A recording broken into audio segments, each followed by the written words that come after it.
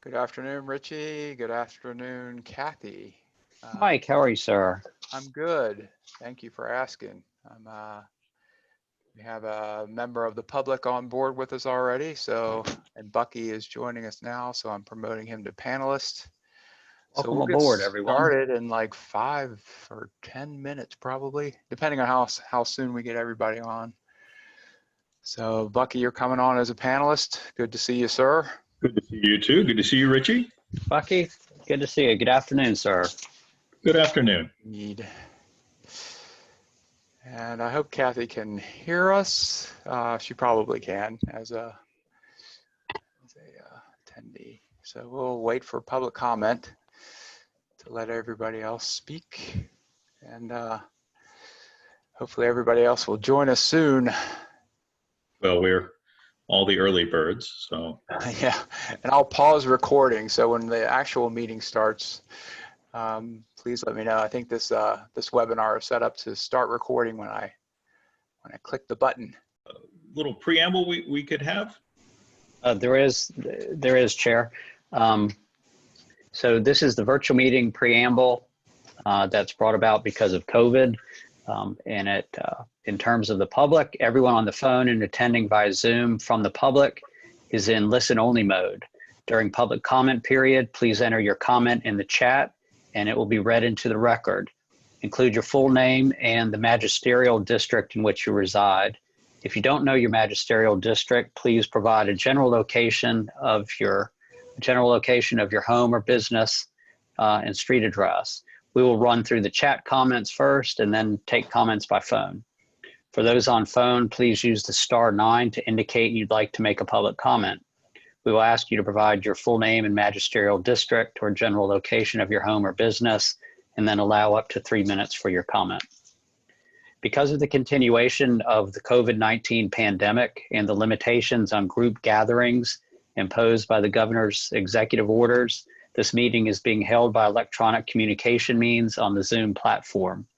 It is authorized by the county's April 15th and June 17th continuity of government ordinances. Also, this authority's resolution of April 22nd and the Virginia statute signed into law on April 24th, permitting this authority to meet electronically to discuss and transact business necessary to continue its operations. The public has real-time audio-visual access to this meeting over Zoom and real-time audio access over telephone. Both is provided in the lawfully posted meeting notice. The public is always invited to send questions, comments, and suggestions to the authority through the county's Information Technology Office. This meeting is being recorded and will be made available on the county's website. With that explanation, I'll ask the board members attending to identify themselves and their current location in general terms. So let's see, Bucky Walsh. I'm here and I'm at my home in Albemarle County. Trevor Henry. I'm virtually present in my residence in Albemarle County. William Fritz. Bill. I'm here at my home in Charlottesville. And has Supervisor Price joined us? Donna Price? Supervisor Palmer? I'm here and I'm in my home in Albemarle County. And Waldo Jaquith. Here at my home in Stony Point. All right. Mr. Chair, we have a quorum. Thank you very much, Mr. Deloria. Richie to his friends. The next item here, approval of the agenda. After Mike circulated an agenda for us to review, I asked him to insert 2 items in it, and if you've gone to the public page, you would have gotten these. Right after this point, approval of the agenda, we have brief announcements by authority members and public comment. These are things that are sort of on our standard list, and they just had fallen by the wayside for this meeting, and so I asked they be inserted back in. And if that's acceptable to you, if there are any other changes, let me know, and otherwise I'll entertain a motion to approve the agenda. Motion to approve the agenda. I will second that. All those in favor say aye. Aye. Aye. Any opposed? Seeing and hearing no opposition, the agenda is approved. which brings us to brief announcements by authority members. And so I'll ask, does anyone have any announcements? I have none. No. Trevor, you set? Uh, Just to announce that the current building posture for the county buildings it's going to remain through at least November 9th. So we will be continuing virtual operations at the board and committee levels, including this authority meeting. And realistically, my guess is it might continue beyond that. Possibly, and we're also working on, the even in a future state, having kind of a blended meeting opportunity for better community engagements and involvement. Okay. Thanks for the update. Yes, sir. Any other brief announcements? Well, very good. Then moving on to the public comment. Delighted to see the number of attendees from the general public. Looks like we're up to 9 now. As Richie said, if you have a comment or a question or an item to bring before the authority, if you could enter that into the chat or the Q&A. Ah, here we go. Mike, you're talking, but we can't see you. We can't hear you. So Miles Smith has posted a comment, and I would offer up to the chair that we allow him to speak to us directly. Is that appropriate, or should I read his comment? Well, let me read it in, and we'll see where we go from there. Okay. Hi, I'm Miles Smith, the rector of Grace Episcopal Church in Keswick. My church and I have recently become interested in learning more about how improvements in broadband happen in Albemarle County, so that we may advocate for the county and especially our immediate community in Keswick. I personally became more aware of this matter from young families early on in the pandemic who did not have sufficient internet access at home to be able to telecommute to school and office. So we shared our church Wi-Fi system with them, even though our broadband capacity at church is not all that great itself. So we would like to learn more about what the Albemarle Broadband Authority does and how we may help you, as well as our community. Thank you. Well, that's a fantastic question. Let me take up this as an attempted answer. Mr. Smith, the Broadband Authority has been surveying the residents of Albemarle County. We've reached out to folks in the county on several different occasions, asking them for input as to where we have good, bad, or otherwise kinds of internet connectivity.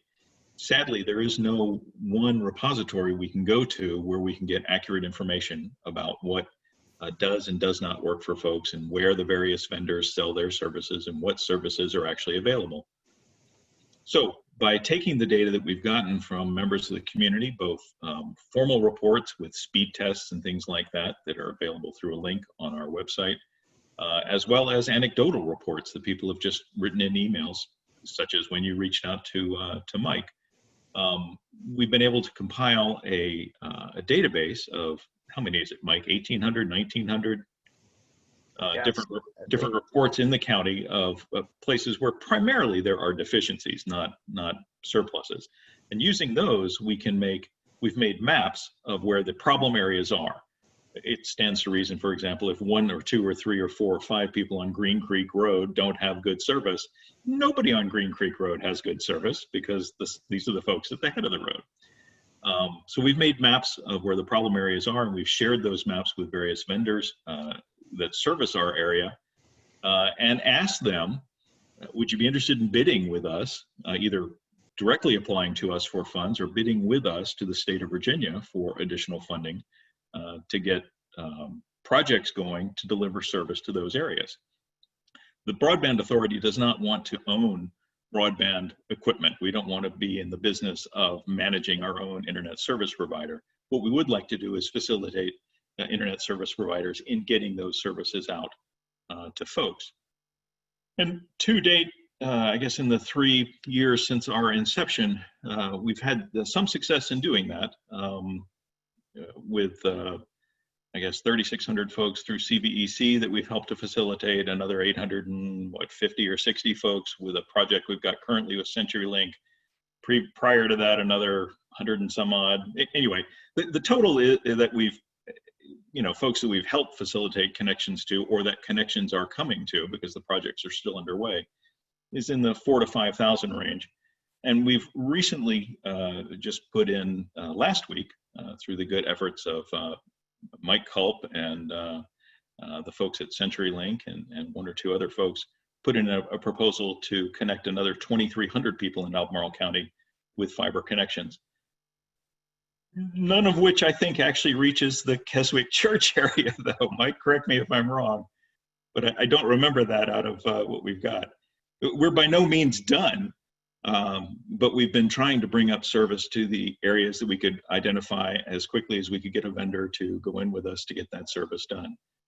And we're probably still some years away from being complete in that regard, because as soon as we make sure everyone's got service, we're going to have the issue of, well, I've got service, but it doesn't work regularly. It doesn't work reliably all the time. Or I've got service, but I can't afford it. And yet I still have the needs for my job or for my children to be able to get access to the internet. How can we help? So we have a lot more work to do. And had we only, at this stage, I'd say if we just had 50 or 60 million dollars, we could sort it all out pretty quickly. But this isn't the time for those kinds of funds, so we make do where we can. You might Liz, want, I just, Derek Kelly put in a comment into the comment section that said the Grace Episcopal Church on Gordonsville Road is included in the 2020 VATI application. Oh, 2021, sorry.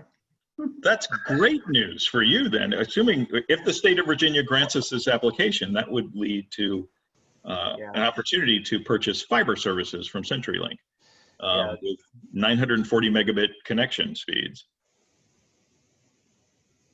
which I would like to be able to do, but, and I'm sure Supervisor Palmer would and Mr. Jaquith, but we're trying to help the folks who have nearly nothing. So good job. Thanks, Derek. Thanks for chiming in. Yeah, I have to give my thanks to Derek too. I really think you did an outstanding job working on the application. So just as a public comment, great work, Derek. I really appreciate your assistance in getting this thing out there. And the church, it's great. I didn't know that you were providing Wi-Fi. That's an outstanding service to the community, and why we put the church in as what's called a community anchor, because of the things that you're doing to sort of help the residents in the Keswick area. So we really appreciate your attention, and thanks for being part of our community. And I will be silent for a while. I'm optimistic that we've at least begun to address the question. Are there any other public comments or folks who want to be heard from or be answered to? Mike?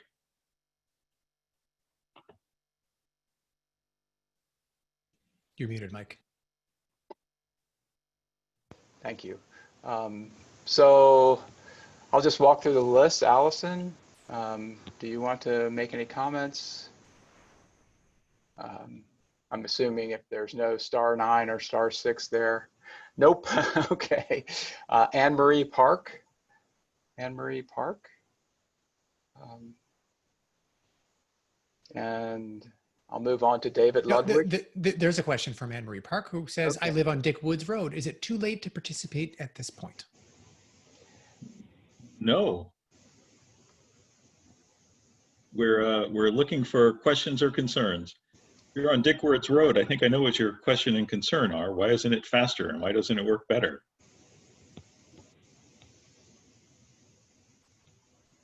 Is that correct? Nailed it. Yeah. Okay. Mike, can you provide an update there? Okay. The best thing to do is to submit. We have a broadband report. It's a survey that we provide to the community, have been providing for over 3 years now, where we're collecting data And we put that data together, and that's what helps us make applications to the state for funding. So it's important to provide that information and encourage folks in your neighborhoods to participate as well. You can get to that report by going to www.albemarle.org/broadband report. So that's the county's website, and you just add a slash at the end and put in broadband report, and that allows you to fill out some basic information, but it also collects speed automatically from the location where you submitted it. So preferably it's from the location where you're experiencing negative impact. The other thing that's available to you is a report of bad service or not having enough service, and that can come directly to me. So if there's issues with you're not getting the speeds that you were promised, just send them to me, and I will do my best to connect you with the right service provider and try to get the problems resolved. So that's another option. Very good. I see we have another question here from David Ludwig to all the panelists. Will the county post the responses to the broadband improvement RFP publicly at some point so that community members or groups might identify potential ISPs that they could try to work with directly, even if those ISPs were not awarded a contract?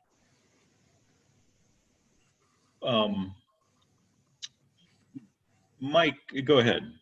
Okay, so thanks for the question, David.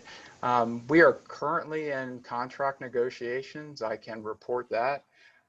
Until those contract negotiations are complete, and I've talked with the procurement office about the public release of information that was submitted during the RFP, they're held in confidence. In other words, they're confidential until the negotiations are complete. So asking for patience and going through the right process to make sure we're following all procurement rules.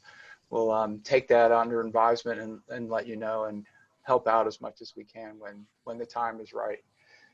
So, yeah. I'm sorry, I have to append the disclaimer that I don't know state procurement practice, but certainly under federal procurement practice, RFPs that are not awarded the contract are not public, not allowed to make them public. If the company chose to make it public, they could, but I don't know what the situation is here. Yeah. Okay. But being able to connect somebody with a potential ISP that they might want to talk to, I think, is within our purview. Right. So that's obvious. You know, you could poll all the incumbents, all the providers that are in Albemarle County, and make your request directly to them. That's another option that you have. So, good point, Waldo. I appreciate that.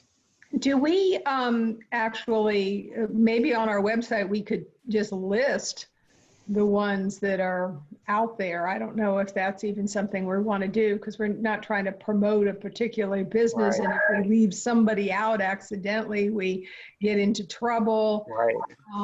So I know there's problems with that, but I just throw that out there.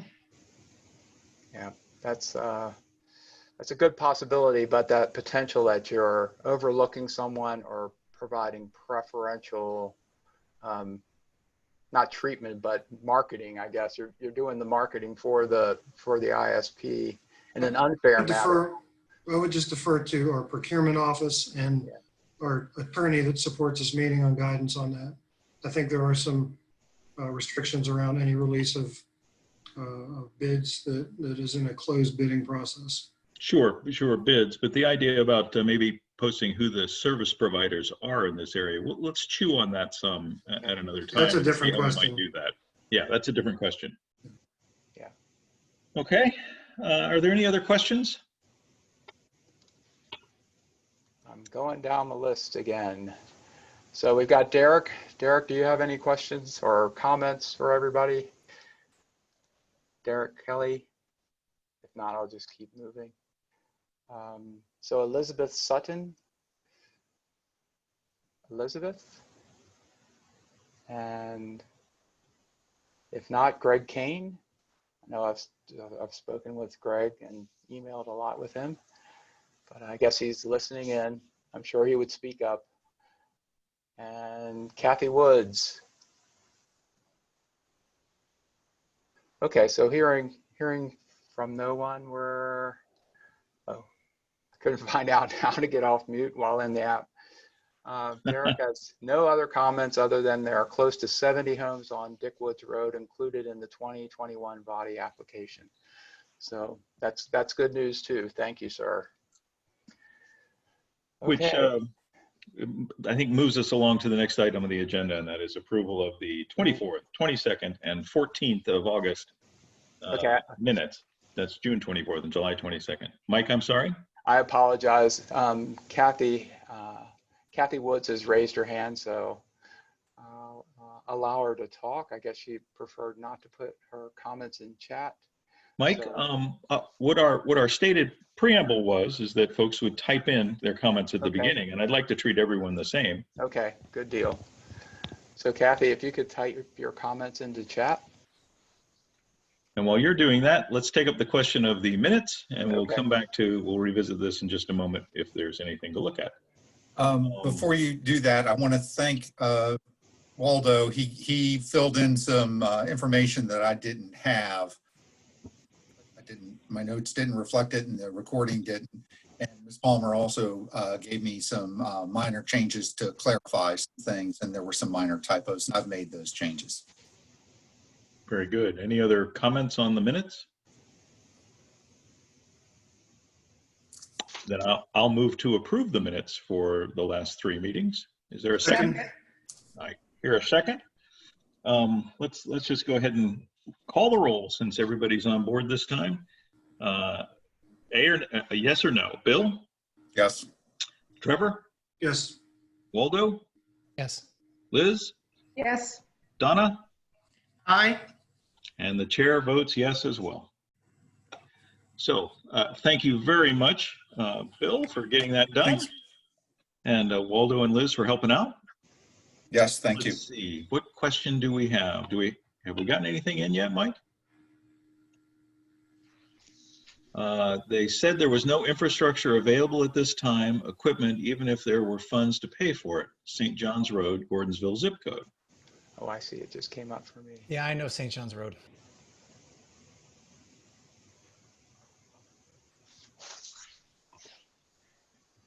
CenturyLink said they applied for a grant from the state on August 18th. That sounds like the grant we just applied for. So St. John's Road is the continuation of Turkey Sag 640 on the other side of 231.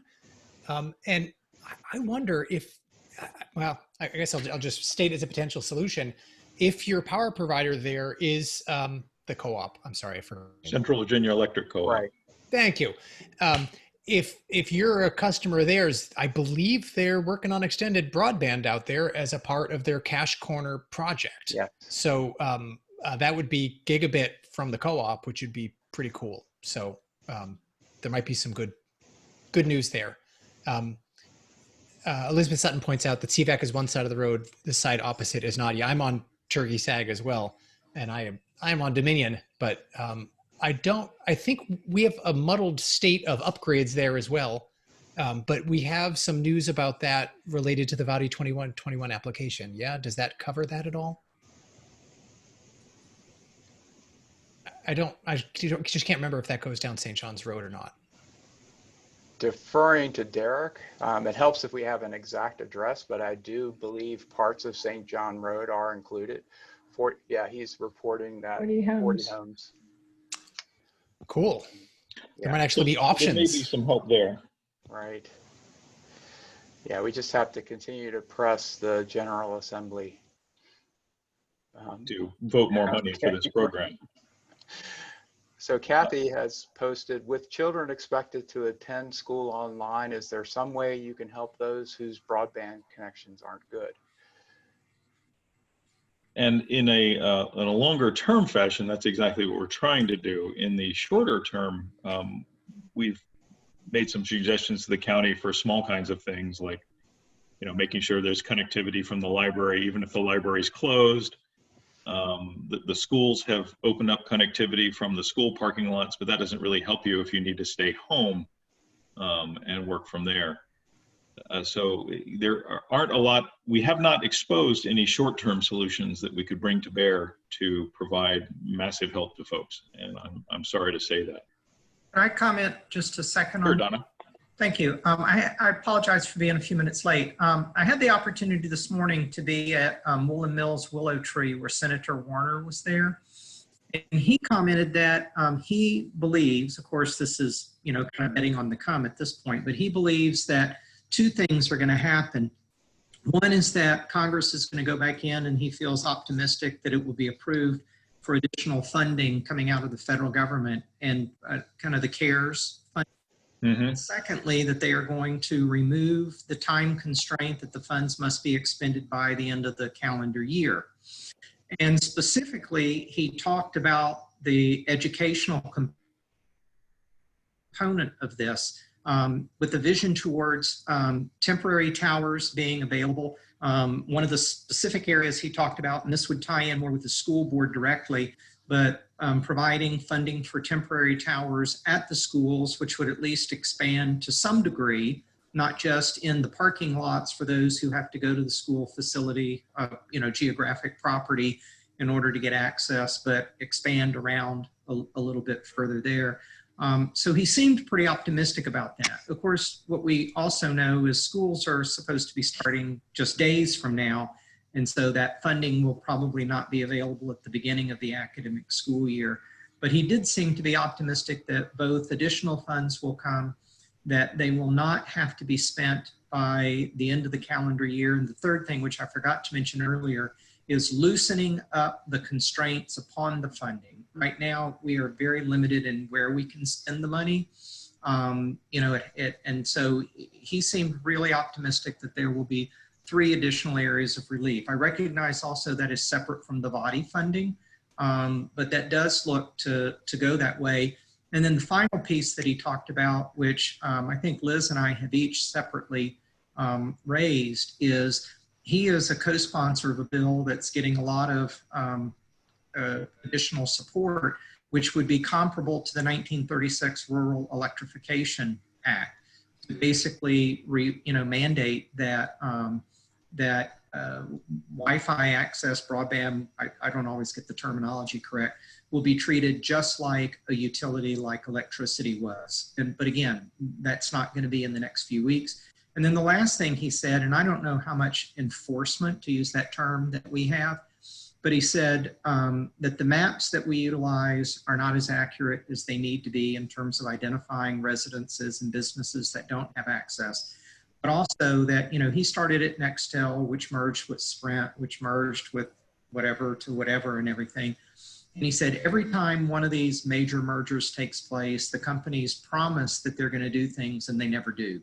So, we, and I felt like it was kind of like the royal we, you, the federal government, may be able to enforce that a lot better than Albemarle County can, need to ensure that they actually come through on that. And then he said, every time before we, if this is local government, approve contracts with any of these providers, that we should require them to tell us where they're going to go next to help bring the delivery of services. But again, I go back to, well, how do we as an individual county actually sort of, enforce that? I don't know that we have a lot of power, but I thought I would share with you the comments that he made both publicly in front of the entire group and also in a private conversation that Supervisor Lepisto Kirtley and I were able to have with him this morning. So I thought I would just throw that in since we were talking about the school situation, that we may be able to get some help sooner rather than later with some of the school access. Thank you.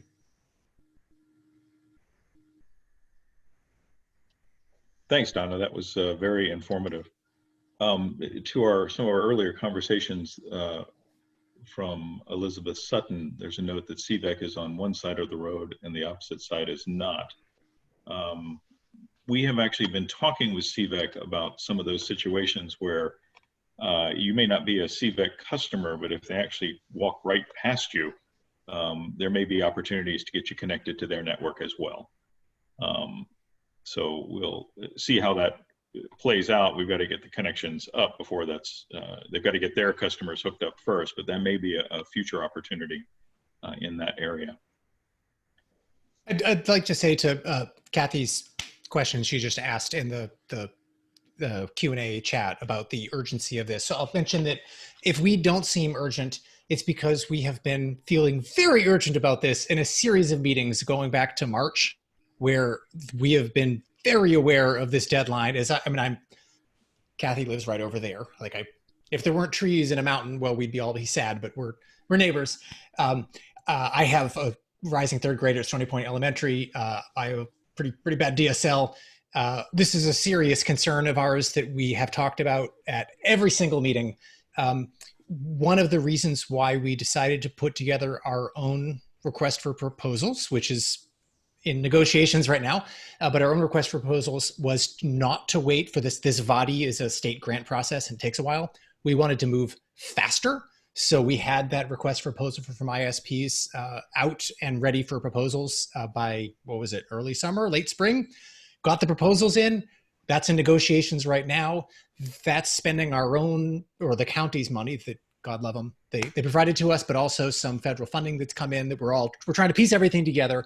But the point is, this is our effort to move quickly. And the fact that we can't say more about that now has everything to do with the state of contract negotiations and nothing to do with not feeling a really strong sense of urgency around this.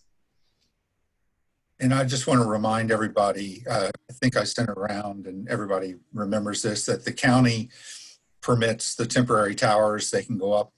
There's virtually no approval process for them while they were in a declared emergency. So our zoning office is already aware of it and ready to act on anything that needs to be acted on. Very good. Thank you all for your interest and your questions.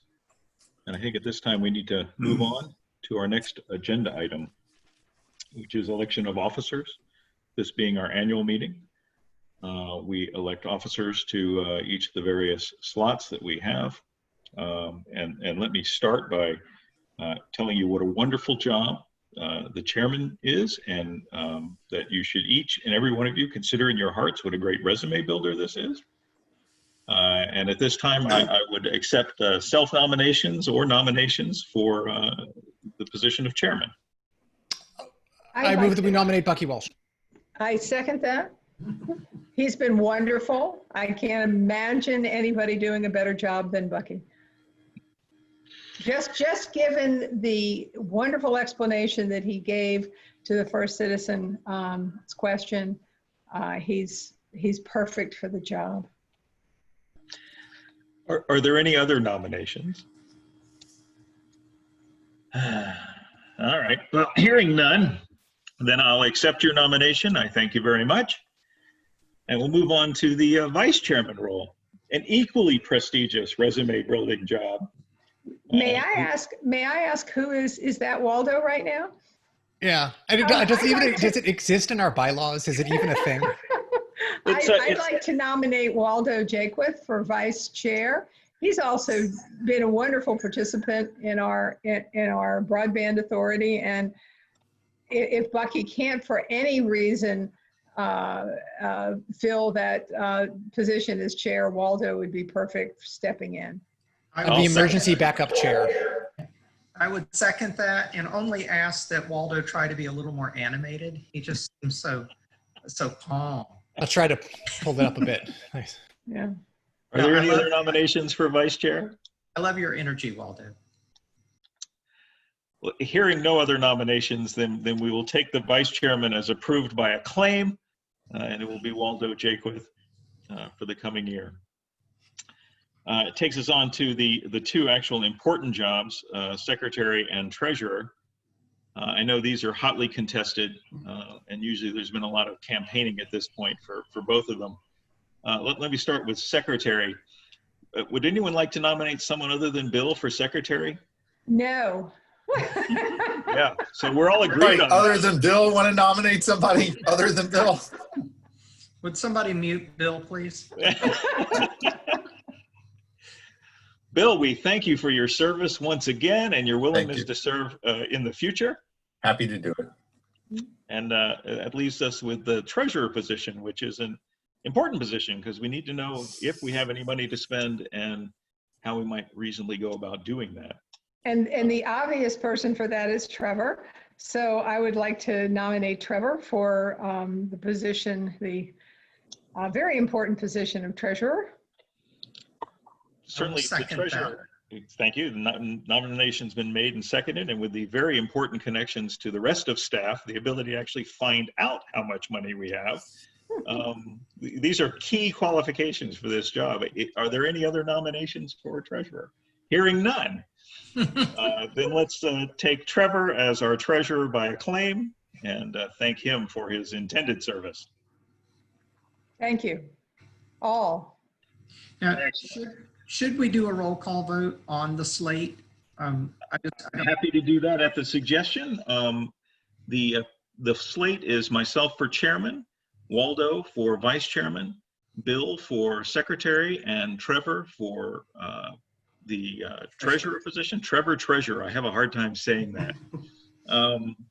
And so let me do a roll call. If you are in favor of that slate, please say yes or aye or something signaling assent. Bill Fritz? Yes. Trevor Henry? Yes. Waldo Jaquith? Yes. Liz Palmer? Yes. Donna Price? Aye. And I am in favor as well, Bucky Walsh. Very good. Thank you all. The next sort of general business thing we have for this annual meeting is to establish a schedule for our regular meetings. I believe we've been meeting on the fourth Wednesday of the month at 5 o'clock. Let me put it to you that seems like a good time to me. Does that fit your schedule? It works for me. Is there a suggestion for something else? That has us meeting on the day before Thanksgiving, and I think it's on the 23rd of December. And as we get closer to those dates, if those don't seem appealing, we can always look at moving the date. But I'd like to calendar the fourth Wednesday of each month until next August, or through next August, as at 5 o'clock as our regular meeting time, if that meets with your approval. I regret that we're unlikely to be doing much traveling by Thanksgiving and even, God help us, Christmas. Yeah. All right, let's run a quick roll call then. All those in favor of the fourth Wednesday? Bill? Yes. Trevor? Yes. Waldo? Yes. Liz? Yes. Donna? Aye. And I vote yes as well. So we got that set. The next general business item is to adopt our rules and policies. And we have a intention to amend our rules of procedure, which was attached to this agenda. And since I had asked Richie to prepare these, let me ask Richie to actually tell you what they're going to do here so that I don't befuddle it. So it's been proposed that 3 rules be amended. The first one talks about, kind of modernizes the practice of the authority. And as it now stands, if there's remote participation because of business travel or personal travel, although the member is participating, the member is considered to be absent, and that counts towards attendance. What has been recommended is that Rule 2C be amended to read that a member who remotely participates in a regular meeting by electronic communication is not deemed to be absent under this rule. Now, this isn't something that applies to the current COVID situation because we're operating under emergency rules. This would be for when we move out of the emergency declaration. So that's the first one. Second one. Can I ask a quick question on that one? Sure. It seems to me that we went over this at the last year or maybe 2 years ago, and you said that we weren't able to do that because we had a couple of members. We had one member at one point prior to Waldo who really had trouble getting to the meeting. So I'm just slightly confused on our ability to do that. Obviously, we do. Has something changed? So I'm confident that we're able to do that, and I'm trying to remember. There was there was one rule that we weren't able to change. This wasn't it, but I can't recall off the top of my head which one that was. that we Okay. couldn't do it because of, and you know, All right. Richie, I thought this was one that there was a change in the state code. it may have been. I know we had a big substantive change over reasons for not being able to make the meeting. It had to do with personal reasons and also disability, and that did change to some extent. But being requested to look at this, I researched it, and I feel comfortable we're able to do that. All So right. I know you're talking, and it's ringing a bell what you're talking about, Supervisor Palmer. I can't off the top of my head think of what that circumstance was. So I will look for that and confirm that. Thank you. Second rule amendment is one that because the secretary and the treasurer, they don't have to be members. There becomes a quirk if this board has a member who is serving as an officer and then leaves the board, that automatically serving as secretary treasurer will not change. And so the proposal is essentially to say, if you're serving as secretary treasurer, you're a member of the board and your membership ends either because you leave or your term ends, then your office as secretary and or treasurer would also end. It doesn't mean that you wouldn't be subject to being reelected as a non-member, but it at least would put that, they would give that option to the board. It would clarify that. So in terms of that Rule 3F, the sentence would be added that the term of office of an authority member so serving, and what says so serving as an officer on the board, shall end to be deemed vacated when the member's term ends or authority membership is deemed vacated for any reason. And that's the purpose of that, just to avoid some type of quirky situation in which your membership ends, but you continue as secretary treasurer. Let's see, and then the third one, amending Rule 8, the remote electronic participation. Right now we have, in terms of remote electronic participation, we have a process or we have a procedure and a policy that is set up, and it is what it is. But there's some expectation that the General Assembly will move to liberalize the remote participation in the future outside of the emergency.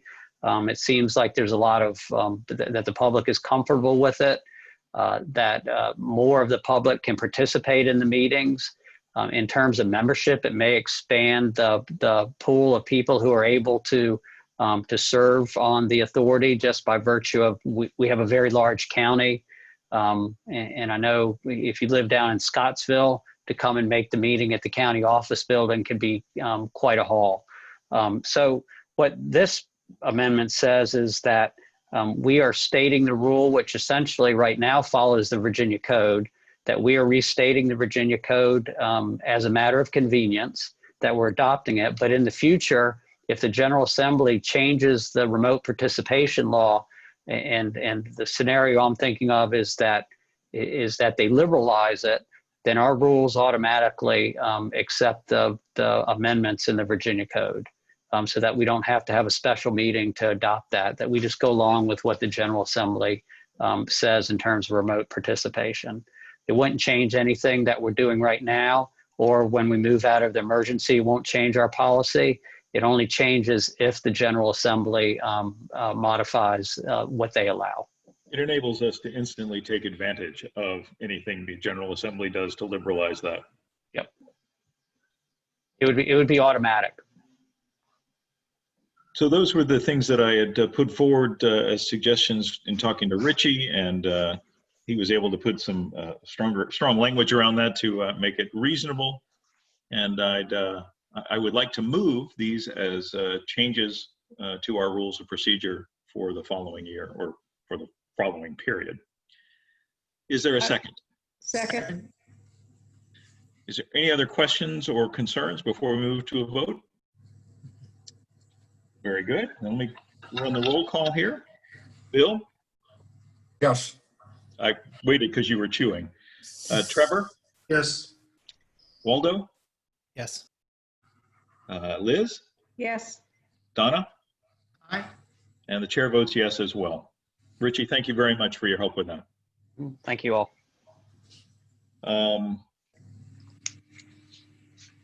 Were there, and I think that's it for rules and procedure. Otherwise, we've adopted them as with that one change. We re-adopt those rules of procedure. Old business, the VADI 2020 and 2021 updates. Mike, you've probably got a lot of things to say about that. I'm going to keep it short and sweet, if Good that man. pleases the board. We are actively working on updating the frequently asked questions for VADI 2020. Contract negotiations with the providers are ongoing, meaning CenturyLink has subcontractors who are working to make sure that they're going to do things correctly to support the fiber to the home project for the 8 locations that we have in VADI 2020. One of the things we're adding to the VADI 2020, and this is the update on VADI 2021, was the successful submittal of an application for VADI 2021 funds, which has over 2,300 living units included in it. So CenturyLink and the Broadband Authority submitted an application to DHCD. So we're just going to, be very measured in the difference between VADI 2020 and VADI 2021.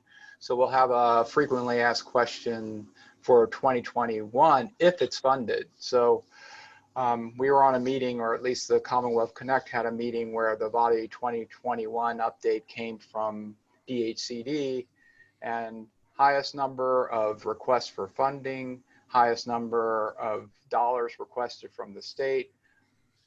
We're still sitting at 19 million. There's a proposal in front of the General Assembly to update that to 48 million for this year's round. So 2021 has the potential of increasing from 19 million to 48 million. And our internal analysis, both from CenturyLink and with our own look-see at what the other 53 applications have included, we seem likely to be awarded funds. So I'm putting the optimism in there for 2021. We will not know until at the earliest, the end of the calendar year. So the latest on that is that by the end of the calendar year, and that potentially could move. So we're sitting on pins and needles. There's what's called a challenge process, which opens up in September. Challengers, meaning other ISPs who feel like an application is going over their current service area, meaning you're coming in and potentially taking customers away who currently have VADI level service, they have the ability to challenge. That period closes on September 23rd. So we're watching closely. We'll be notified if there's a challenge as soon as the challenge comes in, and then we'll have 15 days to respond. So we're anxious about that. We're hoping that we get to September 23rd without a challenge. But if we do, we're going to have to move relatively quickly to refute the challenge, partner with, or somehow work out a better arrangement. And that corresponds nicely with the time of our next meeting. Right. So So we're good. That's my update. On that particular item, you had drafted a letter and circulated it, basically encouraging support for Governor Northam's proposal to increase the dollars allocated for the VADI funds allocated to DHCD. Let me just check. Is anyone against the state putting more money into the VADI program? No, approve of Good. sending the letter. Yeah, there we go. Just wanted to make sure that we were all on the same page, that there wasn't some something I didn't recognize that would be an impediment to getting that done. But I think we certainly ought to throw whatever weight we can behind that idea. Okay. Certainly the citizens of this county could benefit dramatically from that. So that's 2020 and 2021. I got a chance to skim through the 50 some odd applications that have been posted from the various counties and authorities around the state. And I didn't see any of them that were better than ours, just from how it was put together and content size. And looking at the things we know that they evaluate on, I felt like we'd really, our team, Mike and Derek, had really done a great job of trying to hit spot on the points that would be of concern and make it easy to see why ours was an approvable proposal. So kudos to the whole proposal effort. And here's hoping we get good news. And that takes us to item B, 9B, the CARES Act and CRF update and discussion. Okay, I think that's me too. A very short discussion. I was hopeful that we'd have a longer discussion this evening, but because we're still under negotiation, we have to wait until those negotiations are finished. And then the next big thing will be a notification, meaning we have to be cautious as well as participatory with the school division since they're part of the process. So the messaging that both ABA, the Board of Supervisors, and the school division provide to the community have to be practically, if not the same. So we're going to go through and build a communication plan probably soon. It looks like we're close to the finish line. There were times when we thought we might not be able to finish negotiations, but it's looking better. So it's likely time to start, at least putting heads together and make sure we get a communication plan with that. That's the first one, the bigger of the two. The second one, which has already been approved by CRF compliance, is public Wi-Fi hotspots at the Greenwood Community Center. So that'll be a nice feature out in the western part of the county, which will allow people to drive up in a significant parking zone and be able to access the Wi-Fi from their vehicles. But we also will have the opportunity to put either tents up in the relatively big courtyard, and we also have a covered pavilion there, which will allow people to come in and socially distance and connect to the internet and do work from the community center. So that's a positive. And without going into a lot of details, there's 5 others that are underway. The chair indicated one of them earlier on. There is some interest, and there's other interest in both, I think I can say this, temporary and permanent towers. So I think we have a discussion item about the potential for one or the other. So that's my update on the CRF, unless there's questions. Hearing none. Oh, go ahead, Liz. I think I blanked on your first item before the Greenwood School. Would you just tell me that one more time? I apologize. I'm not quite sure why I blanked on that. Yes, it goes back to the earlier conversation. I think Mr. Ludwig brought it up to the board where he asked if there is the ability for the county to provide the submittals. This all came about because of the timing. And Waldo says this best, so I'll just try to be as brief as possible. But our timing was outstanding. The process of us putting out the RFP and then working with the providers, we did an RFI process and then we did an RFP process. And during that process, we had communication availability to all of the ISPs and had multiple virtual meetings with them to have discussions about what we were intending to do. As we got toward the end of the RFP process, the Commonwealth provided us with the good news that CRF funds were coming our way. It turns out that those CRF funds are likely leverageable with the contract that hopefully we're about to sign. Mm-hmm. So until we get to that point, we've got to hold some of it in confidence, but it's okay. Looking positive. Thank you. Yes, thanks. Very good. Thanks, Mike. Yep. That ends the agenda that we approved. Are there any other things that any member of the Broadband Authority need to bring up? Donna. I just was looking at the questions, and I see Kathy has a question that came up shortly after my comments about Senator Warner. And I agree with her question that a year or two from now isn't really going to help us in terms of some of the additional access points. And I think that goes to what Senator Warner had said about 1, additional funding, 2, eliminating the end of the calendar year expenditure, and 3, reducing substantially, if not eliminating, a lot of the constraints on what the money can be spent for. So in that respect, he seemed pretty optimistic that we will be additional funds. We won't have to spend it by the end of the year, and we'll have more flexibility. In terms of on the school property, I presume, Mr. Deloria, you might be able to answer this. I presume that is something the school board would actually be making the decision on. I don't know that, we at ABA or the Board of Supervisors would, but Kathy, I do think that Senator Warner seemed optimistic that we are going to get more relief sooner with more flexibility. So I just thought I'd try to answer that question as best I could. Thank you. Thank you, Donna. Liz? I have some questions if Mike knows this, and if not, I can try to find out from other sources. But on the state level, the General Assembly, what is the process for them making this decision? Is this a committee decision first?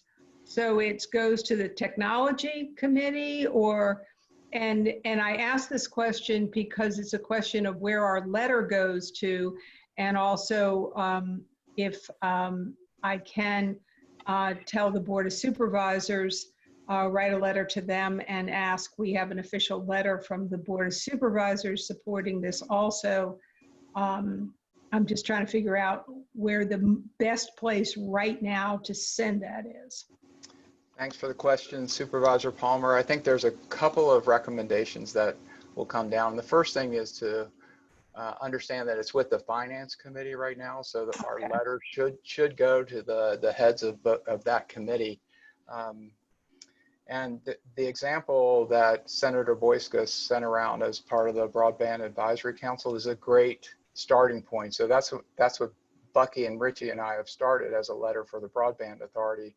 I would recommend that the Board of Supervisors take that same action and maybe go direct to the heads of the Finance Committee and our leadership, elected leadership that serve on that committee, whether it's a senator or a delegate.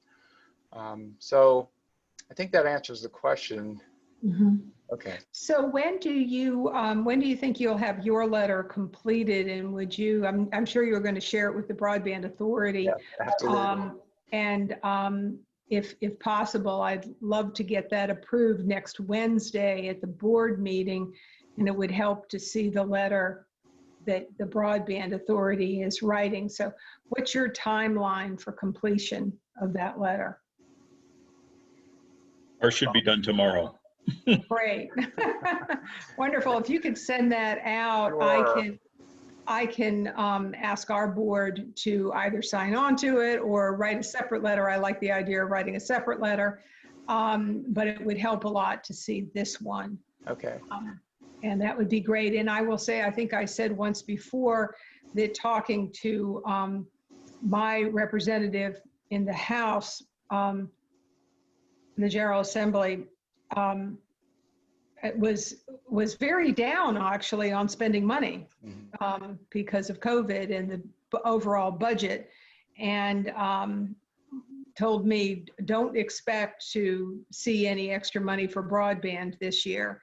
So I think that the letters, I'm hoping he is incorrect and he's only one individual in a very large group of people, but I'm just saying that I think that all the letters we can write are of value.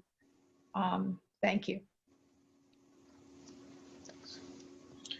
Any other comments? Could I comment on Supervisor Palmer's question in regards to the rules amendment? Sure. So the clarification is that the amendment that the authority made today was one that dealt with attendance.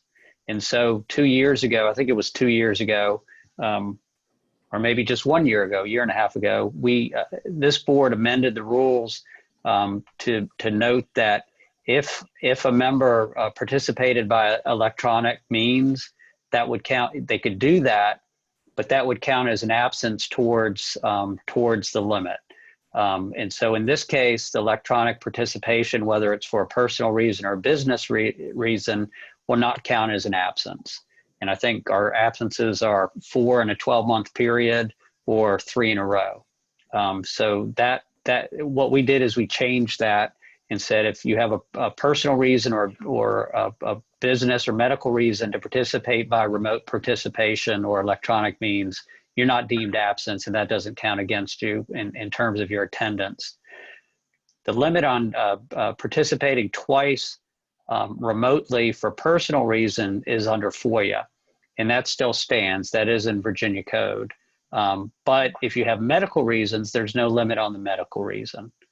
It's the personal, the family, the travel, that sort of thing. So that's the distinction. It does. The only thing we changed today is to say that it doesn't count as an absence. Okay, but, and that's for business or family? That would be, no, it's for any reason. It doesn't count as an absence. Okay, for some reason, I thought before we couldn't do what you're doing today. And so I guess that was my mistake. It was our choice to do, not to do it last time. What we're doing, what we No, did. we set an attendance policy in February of 2019. Mhm. And the authority decided that remote participation would count as an absence. Okay. And so that it would incentivize showing up and not doing it. I think the environment's kind of changed and technology has changed, and it doesn't count as an absence. Now, the Virginia code hasn't changed as of today, and so there are limitations on the number of times you can do it in a year for personal reasons. But in terms of, and frankly, our rule in terms of attendance, would have prevented anyone who had a medical disability and could only participate from home. That would have prevented them from participating as a member. Okay, thank you. And this rule change will allow that to happen. Okay, thank you. Thanks, Richie. Yep. Is there anything else? Hearing nothing. Well, thank you for another annual meeting of the Broadband Authority. And the chair will entertain a motion to adjourn. Motion to adjourn. Second. Anticipating no objection, all in favor say aye. Aye. Aye. Thank you all very much. Mike, I'd like to give you a call just about one thing, if you have a minute in your office. Very good. And I'll see you all next time, if not before. All right. Thanks to the bye-bye. folks who everyone. attended from the public. Good to see Yes. And yes, people thank you all. watching. Yes. Afternoon, folks. good evening, and good night.